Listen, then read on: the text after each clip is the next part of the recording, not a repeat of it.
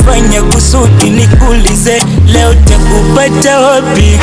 Mbele za watu nilikupiga, sikujali tumbo nuna mtoto, nimekubali wewe ndo shina, umeondoka umenachia msoto, nilishindwa kulinda heshima mbele zako pamoja na watoto, nikajiona professional wa marafu, naomba nisamehe. Ningeweza